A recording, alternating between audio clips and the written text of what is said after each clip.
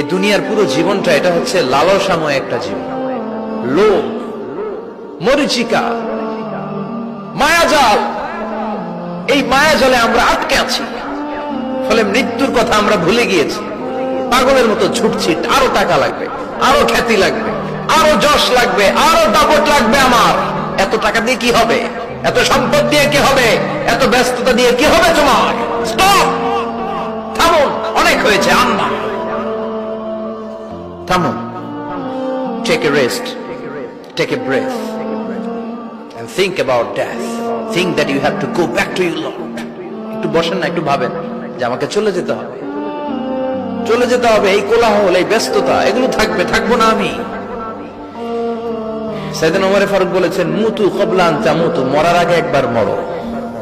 হাসিবু ক্বাবলা আন তুহাসাবু আলাইকুম, তোমার হিসাব নেওয়ার আগে তুমি একবার নিজের হিসাবটা করো না। কাগজ বের করে একটু লিখো না কি কি ভালো কাজ করছিলা, যেগুলো দিয়ে নাজাতের ওসিলা হতে পারে। 1 2 3, আর কি কি আকাম কুকাম করছো দেখো না, লিখে দেখো তোমার অবস্থাটা কি। মরার আগে একবার মরো। মরার আগে খাটের মধ্যে শুয়ে শটান করে চোখ বন্ধ করে একবার মরার ভান করে দেখেন কেমন লাগে। চোখটা বন্ধ করেন আর ভাবেন আপনি নাই, কি কি হতে পারে ভাবেন। আপনার ছেলে মেয়েরা কান্না জুড়ে দিবে, আপনার প্রাণের স্ত্রী বিলাপ শুরু করে দিবে, বন্ধু বান্ধবের চিৎকার মাতম, স্থানীয় এলাকার মসজিদে ঘোষণা, অমুক এলাকার নিবাসী অমুক ভাই অমুকের ছেলে অমুক দুনিয়ায় নাই। সব আত্মীয়রা চলে আসবে, ফেসবুকে স্ট্যাটাস দেয়া হবে, সবাই সবাইকে জানাবে বিকাল 4টায় অমুক হাই স্কুল ময়দানে আপনার জানাজা। ছুটে আসবে, সবাই ছুটে আসবে আপনাকে শেষ বিদায় দিতে, গুড বাই জানানোর জন্য, আল ওয়াদা, বিদায় জানাতে আসবে সবাই। 4 তাকবীর দিয়ে আপনার জানাজা হবে, অশ্রুসিক্ত জানাজায় আপনার বিদায় হবে। কাঠের খাটিয়ার মধ্যে করে কাঁধে তুলে আপনার কবরে নেওয়া হবে। আগে থেকে খুঁড়ে রাখা কবরটার মধ্যে আপনারে বিছিয়ে দেয়া হবে। বাঁশের কচি দিয়ে তার উপরে মাটির চাপা দিয়ে সব চলে যাবে। ভাবেন না একবার চোখ বন্ধ করে, this is the circle of life, this is the nature of life. এটা সবার হবে, আমার হবে, আপনার হবে। এত মায়া, এত ভালোবাসা কই যাবে? কেউ থাকবে না, সবাই আপনার অন্ধকার কবরে রেখে দিয়ে চলে আসবে। উপরে বাঁশের কঞ্চি, তার উপরে মাটির চাপা, অন্ধকার আর অন্ধকার। এই অন্ধকার যেন শেষ হতে চায় না, শুধুই অন্ধকার, ঠিক কিনা? এজন্য আমাদের চলে যেতে হবে। দাদা গেল, চাচা গেল, মামা গেল, আমাদেরকেও যেতে হবে, জোরে কোন ঠিক কিনা? একদিন মাটির ভেতরে হবে ঘরে মন আমার, কেন বন্ধ দালান ঘর, প্রাণ পাখি উড়ে যাবে পিঞ্জর ছেড়ে।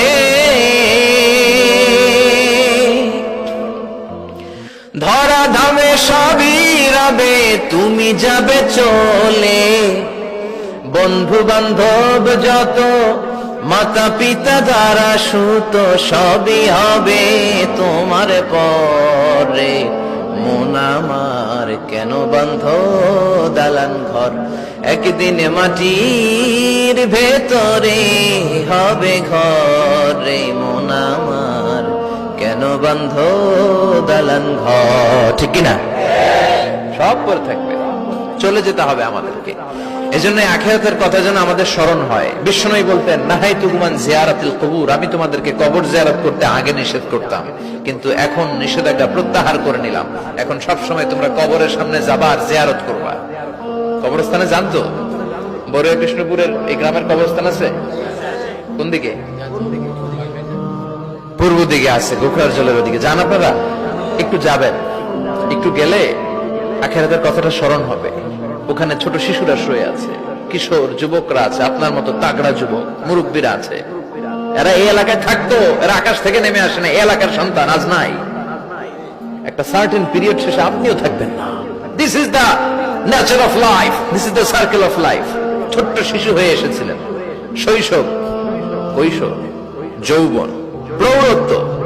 আগে ছিলেন সিঙ্গেল, বিয়ে করে হয়ে গেলেন ডবল। এরপরে আল্লাহ আপনাকে একটা মেয়ে দিল, এরপরে মেয়েকে বিয়ে দিয়ে শ্বশুর হলেন, এরপরে ওই মেয়ের ঘরে সন্তান হতে নানা হলেন। আর কতদিন? অনেক দিন হলো তো, অনেক লম্বা সময় পেয়েছেন আপনি। Think about death.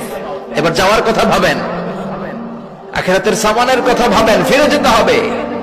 কি শক্তিশালী যুবক, বার্ধক্য চলে আসলে লাঠি ছাড়া চলতে পারে না। কুচকুচে কালো দাড়ি সাদা হয়ে যায়, দাড়ির শুভ্রতা, বয়সের ভার, রং ধরা যৌবন জং ধরে শেষ, ঠিক কিনা? This is the circle of life. যুবক ভাইরা, এটাই জীবন, চলে যেতে হবে, কেউ থাকতে পারবে না, ঠিক কিনা?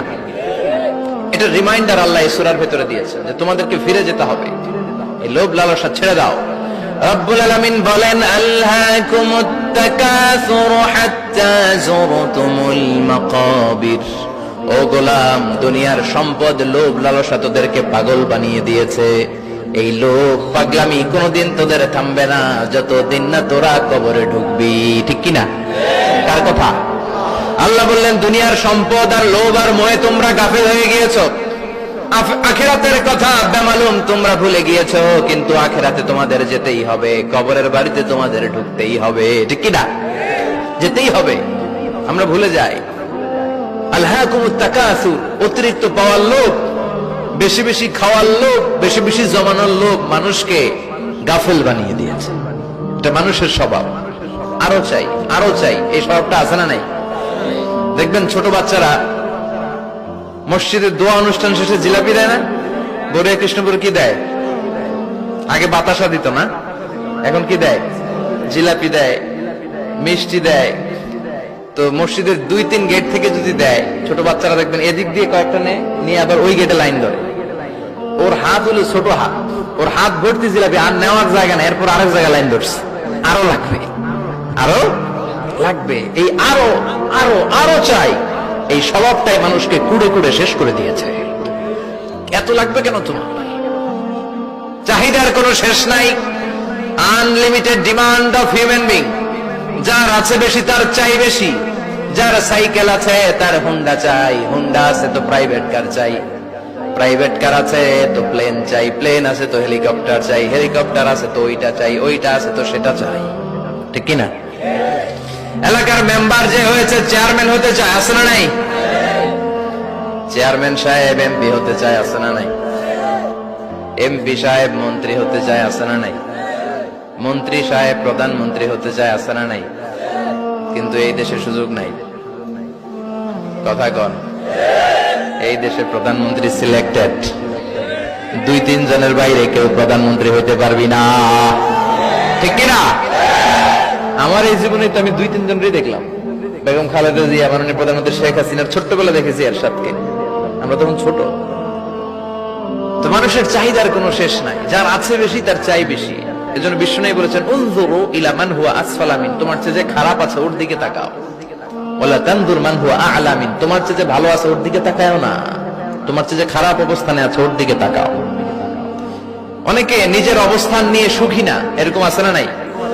আল্লাহ আমার এটা দিল না রে, ওইটা দিল না রে, পাইলাম না রে, কিচ্ছু হয় না, কি করবো জীবনে, হতাশ। আসলে আছে কিন্তু অনেক, কিন্তু শুকরিয়া নাই, টাকা, ঠিক কিনা? নিজের অবস্থান নিয়ে সুখী না, কিন্তু অনেক লোক আছে তারা আপনার অবস্থানে পৌঁছতে চায়। তাদের দিকে তাকিয়ে দেখেন, আপনি যে অবস্থানে আছেন এই অবস্থানে পৌঁছাটা অনেকের কাছে স্বপ্ন। তারা প্রতিনিয়ত সংগ্রাম আর স্ট্রাগল করে যাচ্ছে আপনার অবস্থানে পৌঁছতে, আর আপনি এটা নিয়ে সন্তুষ্ট না। শেখ সাদির নাম শুনেছেন? বালাগাল উলা কাশাফাত দুজা, এই কবিতাটার রচয়িতা ইরানের বিখ্যাত এক কবি। উনি একবার আর্থিক সমস্যার মধ্যে দিয়ে সময় কাটাচ্ছেন, টাকা নাই, পয়সা নাই, পায়ে দেওয়ার মতো জুতা নাই। উনি খুব দুঃখ পেলেন, হায় রে, আমি ইরানের এত বড় কবি, আমার পায়ে দেওয়ার মতো জুতা নাই। দুঃখ ভরা মন নিয়ে রাস্তায় হাঁটতে বেরোলেন। হাঁটতে হাঁটতে হঠাৎ দেখলেন একটা লোক শুয়ে শুয়ে কাঁদছে, ওই লোকটার 2টা পাই নাই, পাই নাই। উনি সেজদায় পড়ে গেলেন, আল্লাহর কাছে ক্ষমা চাইলেন, আল্লাহ অনেক দিয়েছো, শুকর আলহামদুলিল্লাহ। এজন্য যেই পরিস্থিতিতে থাকি না কেন আমরা কি পড়বো? জোরে বলেন, কি পড়বো? এজন্য আল কানাতু মিনাল ইসলাম, অল্পে তুষ্ট থাকার নাম হলো ইসলাম। সম্পদ লাগবে কিন্তু সম্পদের পাহাড় লাগবে না, ঠিক কিনা?